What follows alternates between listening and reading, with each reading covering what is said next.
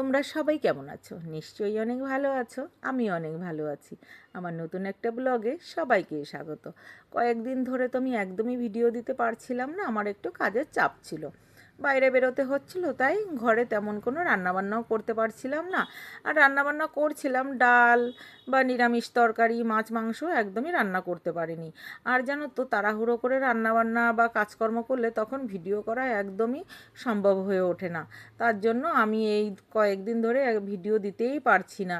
যে মনে হচ্ছে যে ভিডিও দেওয়াটা দরকার, কিন্তু করেই উঠতে পারছিলাম না। আর আজকে দুপুরবেলাটা বাড়ি রয়েছি, তাই ভাবলাম যে রান্নাবান্না আজকে একটু করে নিই। ছেলে মেয়ে কয়েকদিন হলো মাংস খেতে যাচ্ছে, একদমই মাংস রান্না করতে পারছি না। আবার ঘরে মাছও আনা রয়েছে, মাছগুলোও রান্না করে নিই। আজকে রান্না করছি মুরগির মাংস, কচুরমুখী দিয়ে, মাছ দিয়ে, রুই মাছ দিয়ে। আর উচ্ছে ভাজি করব, টমেটো টক করব। মিষ্টি দিয়ে করব না, গরম পড়ে গেছে না, আর টমেটোগুলো না একটু কাঁচা কাঁচা পাকা টমেটো দিয়ে টকটা রান্না করব।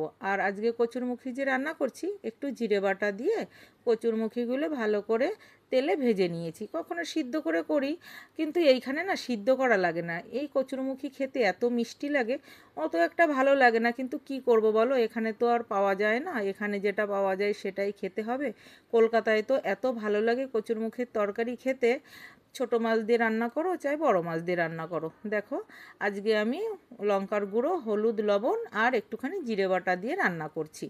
কচুরমুখীর তরকারিটাও বসিয়ে দিয়েছি, আর উচ্ছে ভাজিটাও এবার বসিয়ে দেবো। জানো তো, দুই উনুনে রান্না করলে বেশ ভালো তাড়াতাড়ি রান্নাটা হয়েও যায়। আর আজকে তো কয়েক ভাগে রান্না করছি, আর রাত্রে আর আজকে আর রান্না করা লাগবে না। দুপুরবেলাটা যদি একটু বেশি করে রান্না করি, তাহলে রাত্রে আর রান্না করা লাগবে না। আবার যখন চিকেন রান্না হচ্ছে আমাদের বাড়ি, আমার ছেলে মেয়ের তো আজকে চিকেন আর রুটি হলে রাত্রে আর কিছু লাগবে না। চিকেন ওরা এত পছন্দ করে যে চিকেনের সঙ্গে রুটি হলে ওদের খুব মজা। দেখো, আমার মাছের তরকারিটাও হয়ে এসেছে, আর উচ্ছে ভাজিটাও হয়ে গেল। এইবার আমি উচ্ছে ভাজিটা নামিয়ে নিয়ে টমেটোর টকটা বসিয়ে দেবো। দুপুরে জানো তো, এইখানে এত গরম লাগছে যে রান্না করতেই পারছি না। কয়েকদিন ধরে তো আমি বাইরে আমাদের বারান্দাটায় রান্না করতাম, আর এখন রান্না করতে ওখানে কুলার রেখে দিয়েছি। যে এত গরম, কুলারটা না লাগালে না একদম শোয়া যাচ্ছে না। তার জন্য এখন এই রান্নাঘরেই আমার রান্না করতে হচ্ছে। বাইরে আর রান্না করতে আমি পারছি না। মানে এত বড় কুলার, যে ওখানটায় রাখলে না আর গ্যাসের উনুন রাখা যাচ্ছে না। তার জন্য রান্নাঘরটাই আমি রান্না করছি। দেখো, টমেটোর টকটা আমি বসিয়ে দিয়েছি। কত সুন্দর লাগছে দেখতে না, কাঁচা মানে সবুজ কালার, হলুদ কালার, হালকা একটু লাল লাল, এত সুন্দর লাগছে আজকে টকের কালারটা। দেখো, এবার আমি মাংসটা বসিয়ে দিয়েছি। মাংসটা না আগেই আমি মেখে রেখে দিয়েছিলাম, শিলে মশলা করেছিলাম। আজকে শিলে বেটেই মশলাটা করলাম, কারণ হাতে আজকে অনেকটাই টাইম রয়েছে। মিক্সার মেশিনের মশলা করলাম না। আর হাতে মশলা করলে তো মানে শিলে বেটে মশলা করলে তো এত টেস্টি লাগে খেতে। আর শুধু আমি গুঁড়ো লঙ্কাটাই দিলাম, মানে আগের থেকে করে রাখা ছিল এই গুঁড়ো লঙ্কাটা। আর সমস্ত মশলাগুলো আমি শিলে বেটেই করেছি। দেখো, মাংসটা আমার কষানো হয়ে গেছে, আলুগুলো ওর ভিতরে দিয়ে দিয়েছি। আলুগুলো আজকে আর ভেজে দিইনি।